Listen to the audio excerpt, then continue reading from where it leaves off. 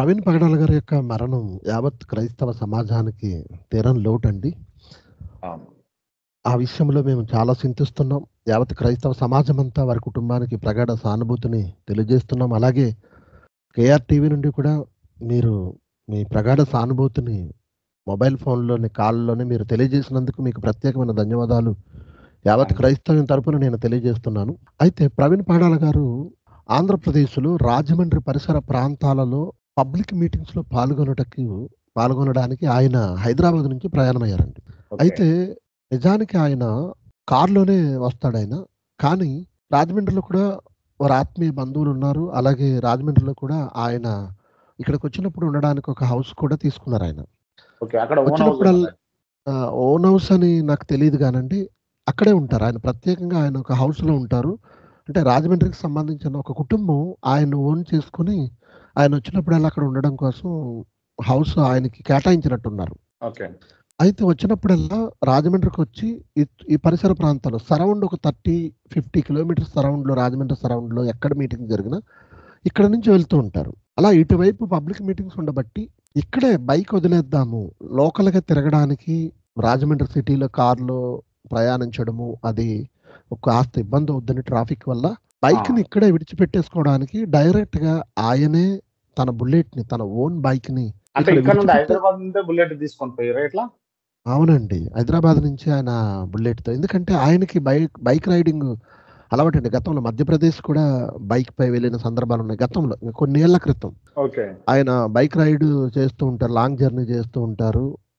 ప్రతిసారి కార్‌లో ఎందుకులే అని. ఆ విధముగా ఓకే. ఇక్కడ బైక్ విడిచిపెట్టేసి తిరిగి ప్రోగ్రామ్స్ అయిపోయిన తర్వాత బస్సులో వెళ్ళిపోదామన్న ఆలోచనతో ఆయన ప్రయాణమై వచ్చారండి.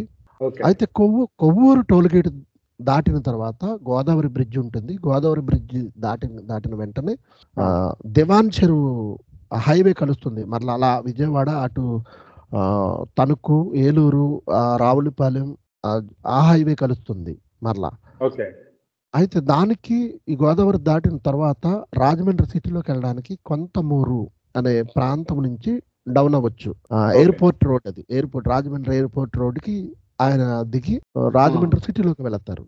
ఇంకా అక్కడికి వెళ్ళక ముందే కొవ్వూరు టోల్‌గేట్ దాటిన తర్వాత, బ్రిడ్జ్ దాటిన తర్వాత Rajahmundry rural Rajanagaram police station పరిధిలో ఆయన ఉదయకాలము 8 గంటలకి పోలీసు వారికి ఎవరో సమాచారం ఇస్తే పోలీసు వారు వచ్చి ఆయన డెడ్ బాడీని చూసి ఐడెంటిఫై చేయడానికే ఒక 2, 3 అవర్స్ పట్టింది వాళ్ళకి. అలా ఐడెంటిఫై చేసి సమాచారం కొంతమందికి తెలియజేశారండి. క్రైస్తవ పెద్దలకు తెలియజేయగానే ఆ రాజమండ్రి సమాచారం ఇచ్చింది ఎవరు పోలీసు వాళ్ళకి అసలు? ఇక్కడ ఎవరో చూసుంటారండి. అంటే ఆయన ఇట్లా ప్రవీణ్ యాక్సిడెంట్ పగడాల అన్న సంగతి జరిగిందని పోలీసు చెప్పేసి వారికి తెలీదు. ఎవరో అసలు యాక్సిడెంట్ అయి ప్రవీణ్ పడున్నారని ఎవరో అనుకున్నారు అసలు. అంటే పర్టిక్యులర్‌గా ఆ! ఈయన అని కూడా తెలవదు.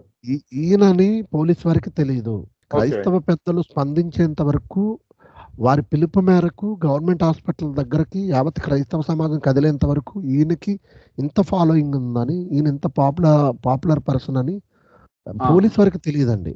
ఏదో రైట్. సామాన్యమైన మనిషేమో యాక్సిడెంట్ అయిందనుకున్నారు. రైట్.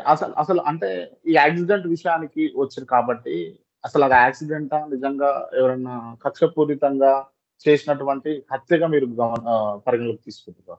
నేనే కాదండి యావత్ క్రైస్తవ సమాజం గాని, ఆ ఫోటోస్ చూసిన ఇంకా మీకు నేను పంపించలేదు. వీలైతే వాటిని కూడా మీకు సెండ్ చేస్తాను. మీరు కొన్ని పంపించారు. నాకు పిక్చర్స్ ఉన్నాయి అవి. పంపిస్తాను. ఇంకా కొన్ని మీకు పంపించేసరికి నా దగ్గరికి రానివి నేను వెళ్ళిన తర్వాత నేను సేకరించినవి. అలాగే పోలీసు వారు విడుదల చేసిన సీసీటీవీ ఫుటేజ్ ఇవన్నీ చూస్తే మీరు కూడా ఖచ్చితంగా అనుమానం వ్యక్తం చేస్తారు. మనం అసలు ఎవరు మీ అనుమానం ఏంటి? చూడకపోయినా ఆ విషయంలో మీ అనుమానం ఏంది అసలు? ఏంటి అనంటే కొవ్వూరు టోల్‌గేట్ దాటిన తర్వాత రాత్రి 11:30 టైం అండి అది. దాటిన తర్వాత 11:42 నిమిషాలకే ఆయన మరి బైక్ మీద నుంచి పడిపోయినట్టుగా దూరం నుంచి బ్లర్‌గా ఒక పొగ, బూడిద లేచినట్టుగా అక్కడ ఒక పెట్రోల్ బంక్ ఉంది. అవతల వైపు పడిపోయినట్టుగా ఒక సీసీటీవీ ఫుటేజ్ బయటకొచ్చింది. కొవ్వూరు టోల్‌గేట్ దగ్గర ఆయన దాటుతున్నప్పుడు ఒక సీసీటీవీ ఫుటేజ్ పోలీసు వారు తీశారు. అప్పటికి ఆయన headlight bullet royal Enfield bike ఆ హెడ్‌లైట్ పగిలిపోయినట్టుగా లేదా లైట్ ఆఫ్‌లో ఉన్నట్టుగా సిగ్నల్ ఇండికేటర్ మాత్రమే వెలుగుతున్నట్టుగా ఉంది.